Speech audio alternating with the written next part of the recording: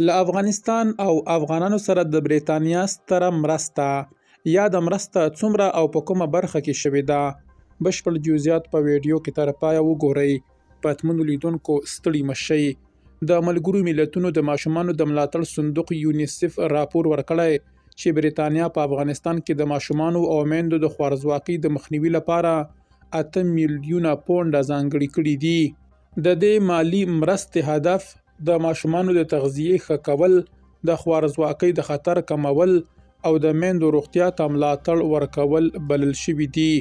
د راپور له مخې په افغانستان کې ښایي د 2026 زیږدیز کال په اوږدو کې له 5 کالو کم عمره شاوخوا 3.7 میلیونه ماشومان له خوارځواکۍ سره مخ شي.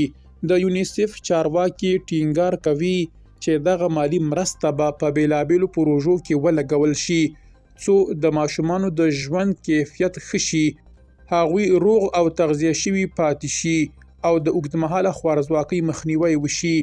شنونکي وایي چې د نړیوالو مرستو دا ډول اقدامونه د افغانستان په اقتصادي او ټولنیز وضعیت کې د مثبت بدلون لپاره حیاتي دي، ځکه د ماشومانو او میندو ښه روغتیا نه یوازې د بشري حقونو یوه برخه ده بلکې د راتلونکي نسل لپاره د هیواد پرمختګ ته هم زیربنا برابروي.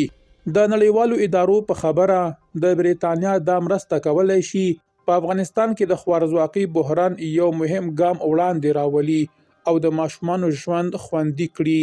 دغه مالی مرسته به د خوړو نړیوال سازمان او نورو شریکو ادارو له لارې پر هغو سیمو ولګول شي چې د ماشومانو د خوارځواکۍ کچه پکې تر ټولو لوړه ده.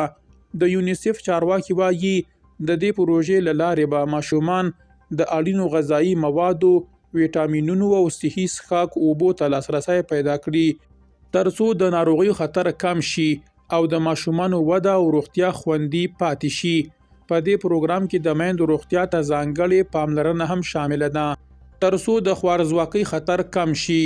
د میندو لپاره د تغذیې مشورې، د اړینو غذایي توکو ورکول او د روغتیايي خدماتو ته لاسرسی د دې پروژې مهمې برخې دي چې په نتیجه کې د ماشومانو ژوند ژغورل کیږي او د ټولنې د راتلونکي لپاره سالم نسل رامنځته کیږي.